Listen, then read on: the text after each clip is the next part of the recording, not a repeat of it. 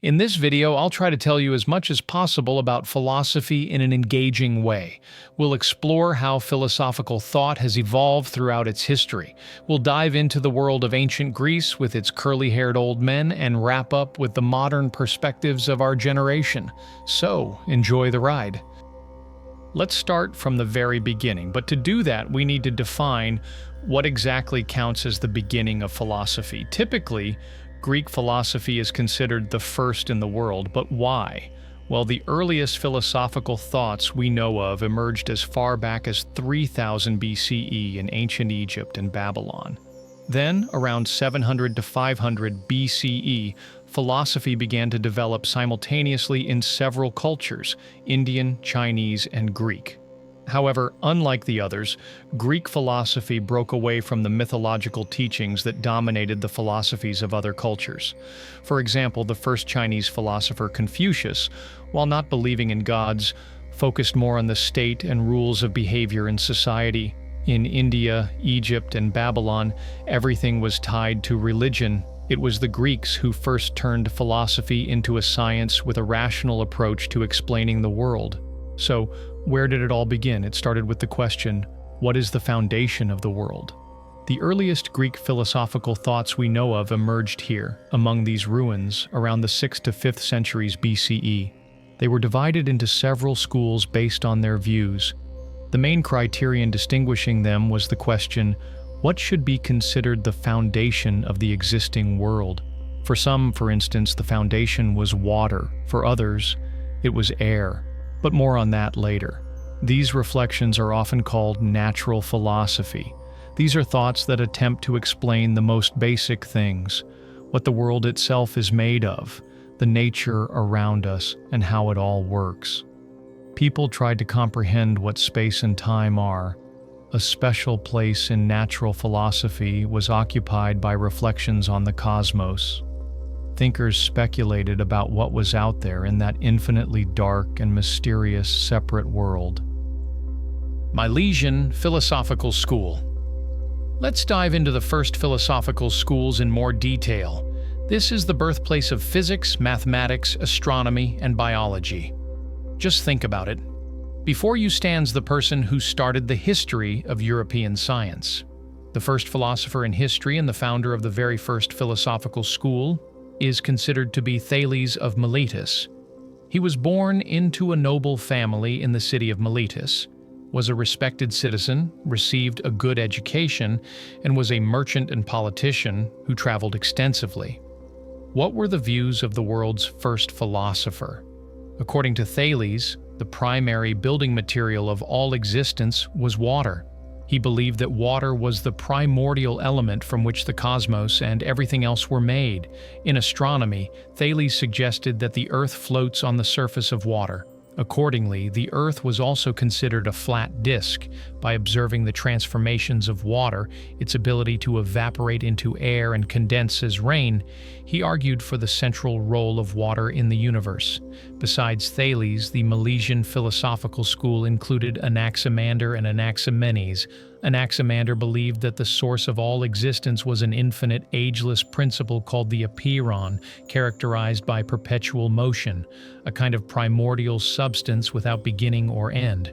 Anaximenes, on the other hand, considered air to be the fundamental principle of all existence.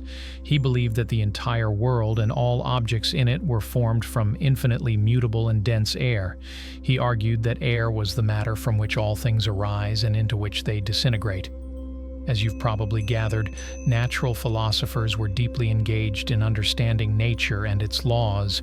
Almost all natural philosophers made significant contributions to biology, mathematics, astronomy, and geography. Pythagorean Philosophical School. Pythagoras became the founder of the second philosophical school on our list, the Pythagorean school. Followers of this school believed that everything in the world was ordered through numerical harmony. Numbers were the foundation of the world. They formed the cosmic order, and to understand the world, they believed, meant to understand the numbers that govern it. Pythagoreans considered numbers to be more real than the things themselves. After all, in their view, numbers governed things. Atomistic Philosophical School. The name Democritus is associated with the third and final school on our list of early philosophical schools, the Atomistic school.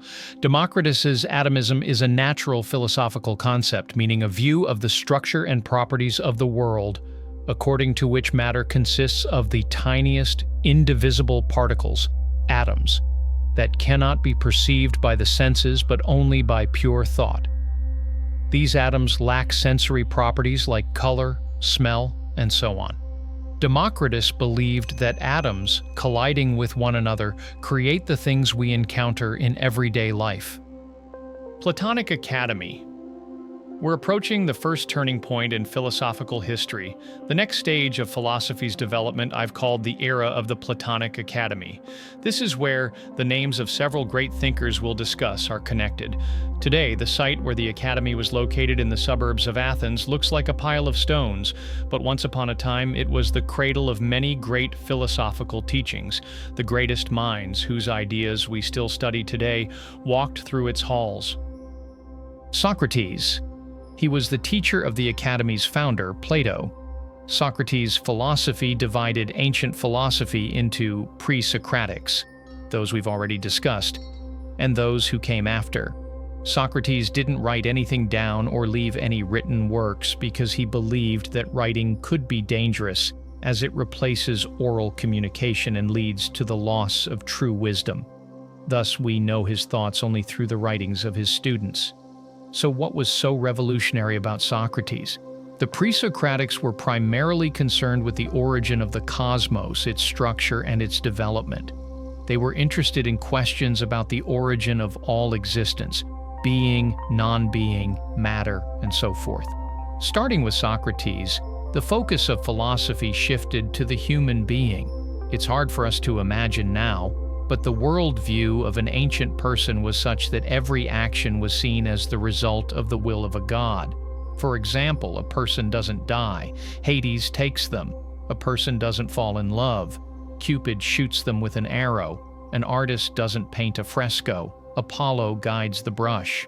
Within this worldview, Socrates turned the focus inward, urging people to know themselves and find answers to difficult questions through dialogue with themselves. In other words, he literally called for reasoning and common sense. I didn't get poisoned because of the god's will, but because I drank spoiled milk. With this, Socrates brought about an anthropological revolution. Plato. Plato was Socrates' student. As you've already gathered, he was the one who founded the Academy. By the way, the word academy doesn't come from some fancy term related to education. The school was simply located in an area near Athens called the Academy, named after a local god, Academus. So, Plato's philosophy was based on the belief that there exists an absolute truth that can be reached through rational thought. One of Plato's central theories, around which his philosophy revolves, is the theory of universals. The philosopher believed that there are universal forms of things created by God. These exist in a separate world of ideas and serve as the perfect archetypes of earthly things, while all objects in our world are merely copies of these ideas. For example, take the word cat. If you see two cats of different breeds and colors, we still call each one a cat. For Plato, this isn't just a generalization, but a universal form or idea. The idea represents the thing itself, without attributes, the original thing. So, somewhere out there in the world of ideal things, there's an original ideal cat. All other fluffy creatures are just derivatives of this ideal cat. An important point, these ideal things are incorporeal. Next, let's touch on Plato's views on the state. It's no coincidence that he wrote an entire book about it. Plato describes the ideal state through the principle of justice. By justice, or a just state, the philosopher meant a system where everyone occupies their designated place. Plato outlined three principles for building an ideal state. 1. Division of labor. Plato divided society into three classes: rulers, guardians, and common people. Each should do the work assigned to them. However, there's social mobility. A promising child from a lower class, according to Plato, could very well become a ruler. 2. Minimal personal property. Rulers and guardians should be equal within their groups, eating in communal dining halls and living in modest homes. Gold and luxury are unacceptable. Plato believed that private property creates inequality among citizens and consequently conflicts. Third, aristocracy and power. In an ideal state, the best should rule, philosophers.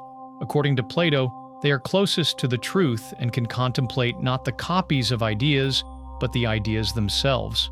Plato also said that the body is evil. A person chained to the body can only know the world of copies, not the world of ideas. Therefore, Plato believed that death should be welcomed, as it frees the soul. Aristotle.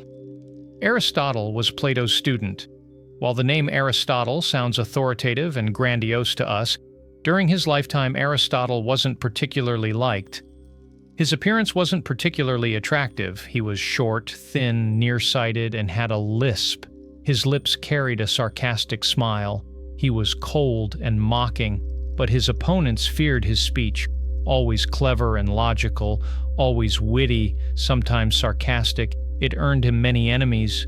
Compared to Plato, he held more liberal views and often argued with his teacher. For example, on the matter of the state. While Plato opposed private property, Aristotle, critiquing Plato's ideal state, argued that unified property is unnatural and that private property better suits human nature. Aristotle divided the sciences into theoretical, aimed at knowledge for knowledge's sake; practical, creative. Theoretical sciences include physics and mathematics. Practical sciences include ethics and politics, the science of the state. Poetic sciences include rhetoric and poetics, which are tied to the realm of human speech and language. What did Aristotle think about humans? He believed that biologically, we are one of the species of highly organized animals. We differ from animals by having thought and reason and an innate tendency to live with others like us, in a collective. According to Aristotle, the bearer of consciousness is the soul. The philosopher distinguished three levels of the soul: 1. Vegetative soul; 2. Sensitive soul; 3. Rational soul. Aristotle believed that the soul is inseparable from the body and is an integral aspect of living beings. Now, let's move to the famous debate between Plato and Aristotle. Regarding the question of universal things, Aristotle critiqued Plato's philosophy. To recap, Plato believed that the world is divided into the world of things and the world of pure incorporeal ideas, and the world of things, as well as each thing individually, is merely a material reflection of an existing pure idea. Aristotle saw Plato's mistake in separating the world of ideas from the real world and considering pure ideas outside of any connection to reality. Here's what Aristotle thought about this. There are no pure ideas disconnected from reality. Only individual, specifically defined things exist. These things are called individuals, meaning indivisible. That is, there is only a specific horse in a specific place, not the idea of a horse that this horse embodies. A specific chair in a specific place with its own characteristics, not the idea of a chair. Individuals are the primary substance, while species and genera of individuals, e.g. breeds of horses or types of chairs, are secondary. Aristotle also provided an interesting answer to the question, what is being? The philosopher outlined 10 categories that address this question. One category defines what being is, while the other 9 describe its characteristics. These categories are 1. Substance; 2. Quantity; 3. Quality; 4. Relation; 5. Place; 6th time; 7th position; 8th state; 9th action; 10th passion. If you're confused, passion here literally means suffering or enduring something unpleasant, such as death or illness. With this, the era of the Platonic Academy is complete. Our next stop, and the final stage of ancient philosophy, is the schools of late antiquity. Schools of late antiquity, Epicureans. The Epicureans and their representative, Epicurus. In my opinion, he was a very sensible guy. His school promoted a philosophy of rational pleasure based on understanding the nature of human desires. The goal of life is to achieve pleasure, not mindless indulgence in all desires, but the attainment of inner peace and freedom from fear. Epicurus sought to free people from three main fears. 1. Fear of celestial phenomena. 2. Fear of the gods. 3. Fear of death. To rid people of the fear of death, Epicurus said that life and death never meet. When there is life, there is no death yet. And when there is death, there is no life anymore. We fear death, literally something we can never know. It's pointless, Epicurus said. Cynics. The Cynics called for radical freedom through the rejection of social conventions and material possessions. They believed that happiness does not depend on material goods. You could say this was a school of ascetics. Skeptics. They promoted the relativity of human knowledge and the value of refraining from categorical judgments. They questioned even the most obvious statements that could possibly be doubted. In short, their motto could be described as, "We'll never know the whole truth." Neoplatonism. Neoplatonism is the final direction of ancient philosophy we'll discuss. This is already the 3rd century CE, and you can sense a return to religious ideas that later smoothly transitioned into medieval scholasticism. Neoplatonism posits that everything emanates from a supreme unified source. To approach it, one must purify the soul from worldly attachments through contemplation and inner work. What's the connection to Platonism, you ask? This supreme source, the One, is analogous to Plato's world of ideal things, but is even higher, as it gave rise to them. Plato didn't explain how ideal things become real ones, but Neoplatonists coined a term for this: emanation. This is the radiation of all existence from the One. Importantly, Plato's philosophy remains primarily rational and intellectual. He reasoned about how reason could attain truth through contemplation and philosophical inquiry. Neoplatonists shifted the focus to intuitive contemplation and religious experience. In their view, truth could be achieved through inner purification and mystical union with the higher reality. You got it right. This is akin to meditation and spiritual practices.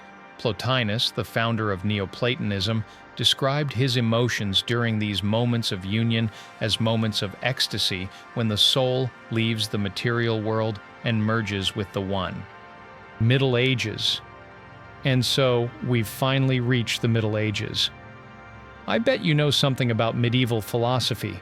We've all heard about the Inquisition with its elaborate tortures and the Crusades for the Lord God. But how did people get to this point? How did humanity go from polytheism and a free worldview to the dictatorship of the Church? To understand this, we need to rewind a bit, roughly to the beginning of the Common Era and the time of the Neoplatonists, when the trend toward monotheism and a single authority was actively developing. Patristics. So, in year 0, Jesus was born. From this fact, Christianity began. We won't dwell on this in detail, it's not that important for us.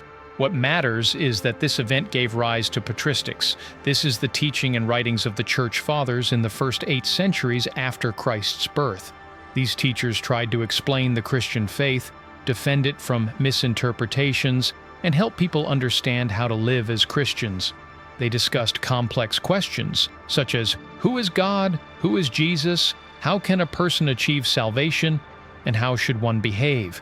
In other words, Jesus sparked the Christian faith with his teachings, and patristics produced a vast amount of literature to defend and explain this faith. Their works helped lay the foundation for what is now considered the official doctrine of the Christian Church. Augustine of Hippo. One of the Church Fathers was Augustine of Hippo. Born in 354 CE in a modest provincial family in Tagaste, modern-day Algeria, he is one of the most influential Christian theologians. Let's examine his views in detail as they reflect the philosophical outlook of the time as a whole. Augustine believed that the world was created by God from nothing, based on ideal archetypes in the divine mind. This is practically Neoplatonism, except here the unified source is defined. It's God. He is the true creator of being. He is eternal and unchanging. The creation of the world by God occurred due to his omnipotence. Hence, God has free will, as the world was created from nothing through an act of divine intent. Consequently, God possesses reason. He is not only omnipotent, but also supremely wise. This also contains Augustine's and Christianity's crucial doctrine, creationism, or creation from nothing, the teaching that the world has a creator. Augustine considered sensory knowledge insufficient for understanding the world. It provides knowledge only of the appearances of things, not the things themselves. It allows us to gain some knowledge, but only about the external world. Meanwhile, a person should strive to analyze and understand the inner world. Do not go out into the world, turn to yourself. Truth lives within a person, Augustine wrote. Reason is the movement of thought, through which we can distinguish and connect the things we know. A person can attain truth through reason, but only with God's help. Such knowledge is not available to everyone, only to the chosen, the spiritually enlightened, whom Augustine called pneumatics. Augustine also developed the concept of two worlds, described in his book, The City of God. There is the otherworldly world, the city of God, and the earthly world, ours. Life in the earthly world, according to this concept, is merely a moment and a preparation for a better, carefree life in the otherworldly world. Augustine also highlighted two foundational dogmas of Christianity. 1. Dogma of creation. 2. Dogma of revelation. We've already discussed them, so let's summarize. The dogma of creation states that the world was created solely by God, while the dogma of revelation states that the world can only be known by knowing God. God is not knowable to everyone. Though God is unknowable to many, he allows himself to be known through revelation, the Bible. Reading and interpreting the Bible is the only way to know God or truth. Scholasticism and Thomas Aquinas. Finally, we've reached the classic Middle Ages, the rise of scholasticism and its brightest representative, Thomas Aquinas. Let's figure out what scholasticism is. Scholasticism emerged when Christian thinkers realized that the dogmas of faith needed rational explanation. Scholasticism viewed reason as a means of approaching God, logical reasoning, not just mystical contemplation and feeling. Its main tasks were to systematize Christian doctrine and find rational proofs for faith. The foundations of faith are found in biblical texts and patristic commentaries, while the foundations of rational knowledge come from ancient philosophers like Aristotle or Plato. Thomas Aquinas believed that faith and reason complement each other.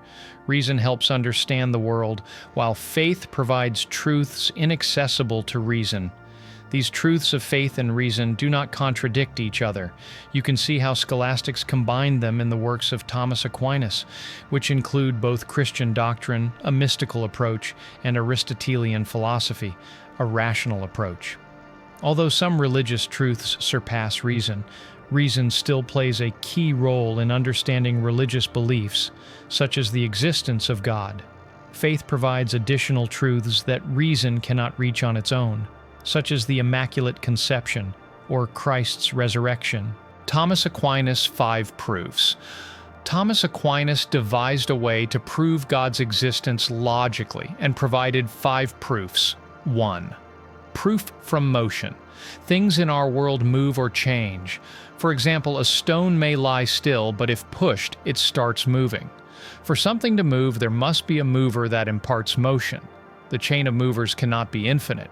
There must be a first cause of all motion. So if you keep asking, what set the previous mover in motion? The ultimate answer is God. Second proof from the first cause. Essentially the same, but instead of motion, it's about phenomena. For example, the cause of a child's birth is their parents. Every phenomenon has a cause, but what was the very first cause? That first cause is God. Third, proof through necessity. This one's trickier. Everything in the world is contingent. Our birth might not have happened, or a tree could have burned in a fire if someone carelessly lit a fire in dry weather. Anything can cease to exist. If every creature or thing can disappear, it's logical that at some point nothing existed at all. But where did our world come from? Everything around us couldn't have come from nothing. Therefore, there must be something that cannot not exist. God, who is absolutely necessary and independent of anything else.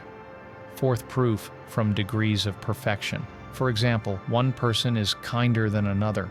One painting is more beautiful than another. We constantly say, this is more just, this is more true, this is more beautiful. But more than what? How do we know something is more beautiful? There must be a standard against which we compare everything. Thus, there must be something absolutely perfect, the source of all degrees of goodness, beauty, and truth. This is God, the embodiment of truth, goodness, and beauty in their purest form. Fifth proof from divine design. This proof remains relevant today. It states that everything in the world behaves according to specific rules, not randomly. Bees make perfectly hexagonal honeycombs. Planets move in precise orbits. Even plant seeds always sprout in a certain way. But objects themselves cannot know how to behave. An acorn becomes an oak but doesn't think about it. Birds fly south in winter without maps. Therefore, there must be an intelligent creator who set these laws of nature, programming the world to function wisely. This creator is God. That concludes the Middle Ages. Renaissance. The transitional era between the Middle Ages and modern times, roughly the 14th to 16th centuries, is called the Renaissance. If the Middle Ages centered philosophy on God and knowing God, the Renaissance took an anti-church and anti-scholastic direction, focusing on humanity, faith in its great physical and spiritual potential, and an optimistic, life-affirming character. Why did this shift happen? First, printed books, not handwritten, appeared. They became less expensive and spread more quickly, making people more educated. Second, cities grew stronger, becoming military and political centers independent of feudal lords and the church. Additionally, the emergence of the first parliaments and the development of freedom influenced Renaissance philosophy. The bright representatives of the Renaissance are Nicholas of Cusa, Copernicus, and Bruno. Let's examine them in order. Nicholas of Cusa. Nicholas of Cusa believed that God is everything and nothing at the same time. God is infinite and unites all opposites, good and evil, beginning and end. Humans cannot fully understand God because our reason is limited. The world is vast and has no clear center. The earth is not the main focus. Stars are far from the sun. Everything in nature is governed by numbers and geometry. Copernicus. Nicholas of Cusa believed, and Copernicus proved, that the Earth is not the center of the universe. Instead, it revolves around the sun. Copernicus considered the sun the center of the universe. This overturned the worldview of the time. Fearing condemnation from the Church, Copernicus published his book on the revolutions of the celestial spheres only before his death. Although the Church was not particularly powerful at the time, it still hindered science. Copernicus didn't just rely on old books like Aristotle's teachings, but tested ideas with mathematics and observation. This laid the foundation for modern science. Copernicus believed the world was governed by precise mathematical laws, not chaotically. Giordano Bruno. Giordano Bruno went further than Copernicus. He claimed that the universe is infinite, with no center, and that stars are distant suns around which planets may also orbit. This forms a chain of evolving views on the cosmos, from Nicholas of Cusa's speculations to Bruno's nearly modern perspective. Bruno made bold claims, such as the universe being infinite and containing countless worlds. In his book on the infinity of the universe and worlds, he wrote that God's omnipotence allows him to create not one but 100,000, even an infinite number of worlds. Bruno believed that planets and stars are living, animated beings of enormous size, endowed with reason. Moreover, nature and God are one. This is pantheism, equating God with nature. Bruno believed that God is not separate from the world but present in everything. Nature is a manifestation of divine reason. He criticized blind adherence to religious authorities and urged exploring the world through reason and science. For his ideas, he was condemned by the Inquisition and burned at the stake in 1600. Modern philosophy. Before this, there was a transition from the Middle Ages to modern times. We saw the bold ideas of philosophers, some of whom paid with their lives. Their views were transitional. Starting with Bacon, the triumph of reason and serious secular thought began, with God's role shifting from central to secondary. Francis Bacon. Bacon's main idea was that science should bring practical benefits, improving people's lives rather than being detached from reality like Scholasticism, which was bogged down in debates about universals. Bacon was the founder of empiricism, knowledge through experience. He believed that truth should be sought through observation and experiment. Bacon identified 4 types of errors that hinder knowledge. 1. Idols of the tribe, limitations of the human mind, such as a tendency to believe in miracles. 2. Idols of the cave, personal prejudices. For example, everyone judges based on their own experience, which is not objective. 3. Idols of the marketplace, using terms without a clear meaning. 4. Idols of the theater, blind faith in the authority of philosophers, religion, or traditions. Bacon didn't deny God but believed that faith and science should not interfere with each other. Thomas Hobbes. He was the founder of political philosophy and the theory of the social contract. Hobbes believed that humans are selfish. People are naturally selfish, cruel, and power-hungry. In their natural state, to avoid chaos, people enter a social contract, transferring power to the state.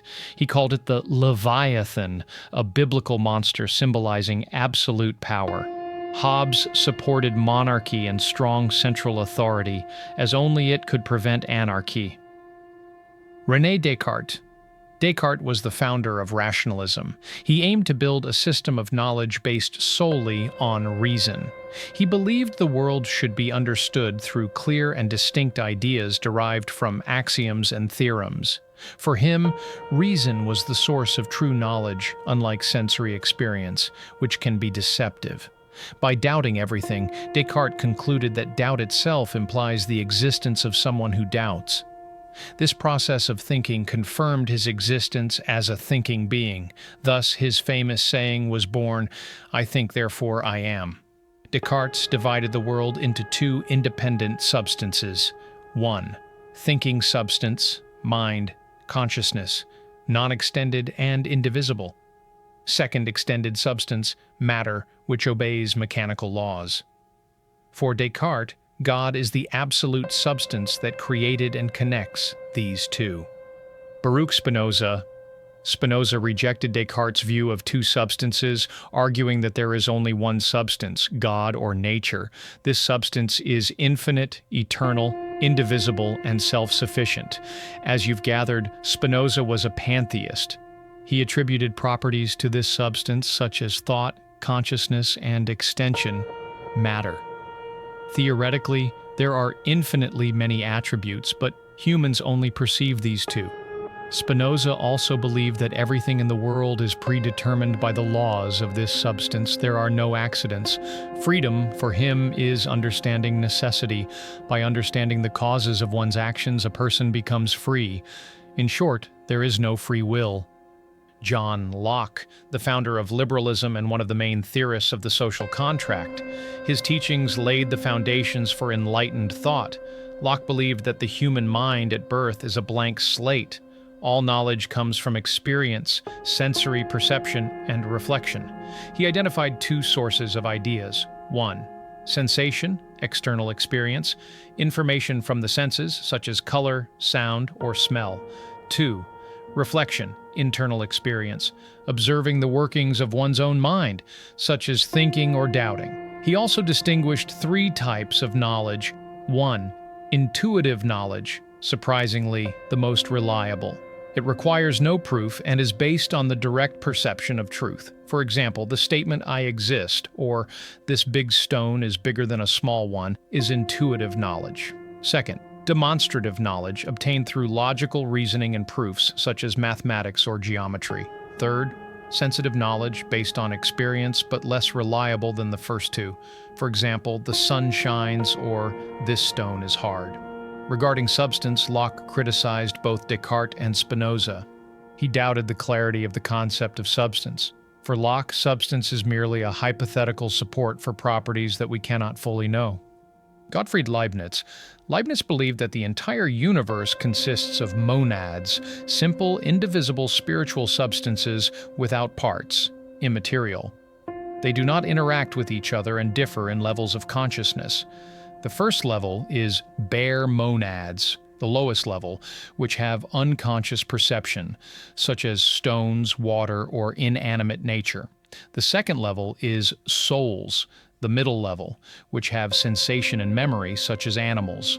The third level is spirits, the highest level, which have self-consciousness and reason, with humans as the obvious example.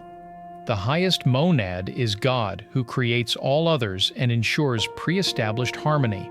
Additionally, Leibniz believed that evil is necessary in the world for harmony, and that there are two types of truth. 1. Truth of reason, reached through thinking, 2 + 2 = 4, rationalism. 2. Truth of fact, reached through observation, the sun rises in the east, empiricism. Voltaire. The philosopher believed that reason should be the core of education, and that only through rational thought can a person achieve true happiness and understanding of the world. Voltaire saw the cause of social evil in people's superstitions, which lead to religious fanaticism. Instead of rejecting the idea of God, he proposed deism, a principle that there is a higher power, but humans are not obligated to follow organized religions. Jean-Jacques Rousseau. He believed that people are good by nature, but society corrupts them. Progress, he argued, corrupts humans. For example, the emergence of private property led to inequality, envy, and competition. He also believed that the source of power is the people, not the church or the military. Montesquieu. He devised the system of separation of powers into legislative, executive, and judicial branches.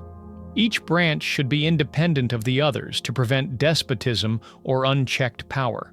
Montesquieu also believed that climate, geography, and traditions determine the form of government. Some countries are more prone to despotism, where people are lazy and require strict authority to govern them. A temperate climate, however, is favorable for republics and monarchies. If you're confused, yes, despotism can be seen as an extreme form of monarchy where the king or elite does whatever they want without consequences or procedures to stop them. Montesquieu defined freedom as the right to do everything permitted by law, and laws should protect citizens from the arbitrary exercise of power. Adam Smith. I'm sure you've all heard of him. He was a Scottish philosopher and economist. His ideas centered on liberalism. He believed that the market economy self-regulates through the personal gain of its participants. By pursuing their own interests, people unintentionally contribute to the public good. He argued that the state should not interfere in the economy.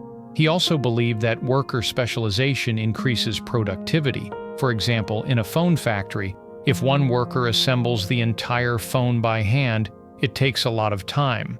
But if each component is assigned to a different worker, productivity increases dramatically. Smith also believed that the true value of a product is determined by the amount of labor invested in its production. David Ricardo. Ricardo was an English economist and philosopher, one of the founders of classical political economy. His main ideas are expressed in several influential theories that still impact us today. Let's look at two key ones. 1. Labor theory of value. He developed Adam Smith's theory, also believing that a product's value is determined by the amount of labor invested in its production. This laid the foundation for Marxist economics, though Ricardo supported capitalism. 2. Theory of comparative advantage. Ricardo believed that countries should specialize in producing goods they can make with the least cost and trade with others. This is the basis of modern international trade theory. Ricardo advocated for minimal state interference in the economy, i.e., liberalism, criticized protectionism, favoring domestic entrepreneurs, and supported free trade. Immanuel Kant. We're approaching the era of famous idealists and materialists, so it's worth explaining what materialism and idealism are. Essentially, it's a debate which came first, the chicken or the egg. Materialists argue that the material world came first, followed by beings with consciousness. Idealists counter that an idea, God, or consciousness came first, creating the material world and us. Now let's move to Kant. He was both a materialist and an idealist, 50-50. Here's his philosophy. The world is divided into two levels. One, things in themselves, noumena, entities we cannot know. These are things as they truly are, independent of how they are perceived or understood. Two, things for us, phenomena. The world and things as we perceive them through the lens of our mind. This harkens back to Plato's ideas, but significantly modified. For Kant, knowledge is experience plus reason. Without sensation, knowledge is empty. Without reason, it is blind. Space and time for Kant are not objective properties of the world, but forms of our perception. In ethics, Kant articulated his famous imperative. The categorical imperative, or main moral law, is act only according to that maxim whereby you can, at the same time, will that it should become a universal law. In other words, act as if your action were to become a universal law. Freedom for Kant is not lawlessness, but submission to the moral law. Lastly, God, the soul, and freedom are not scientifically provable, but are necessary for morality. They regulate our lives through ethics. Johann Gottlieb Fichte, a German philosopher who developed Kant's ideas towards subjective idealism. Let's examine his concept of the I. Remember the difference between materialism and idealism? In Fichte's concept of the I, the idea, consciousness, is primary, not the material world, being, which is secondary. The I is primary and creates itself. Without it, there is no world. For example, we become aware of ourselves only through action. If we couldn't do anything, we'd be more like a stool or another inanimate object. In other words, I think, therefore I am, a nod to Descartes.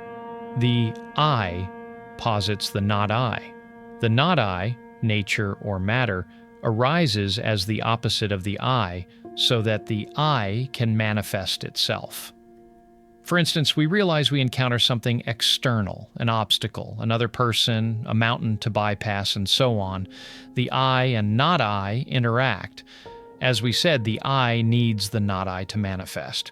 By confronting and struggling with the not I, the I develops, achieving freedom. The absolute I is the universal reason that creates reality. The entire world, not I, is merely a means for the self-realization of the I. Georg Wilhelm Friedrich Hegel, a key figure in German idealism, creator of the dialectical system based on the development of the absolute spirit, world reason. Let's break it down. The absolute spirit is Hegel's God, but not religious, rather the logic of all existence. He constructed a plot that events in the world follow. The spirit of history is like the storyline of the world.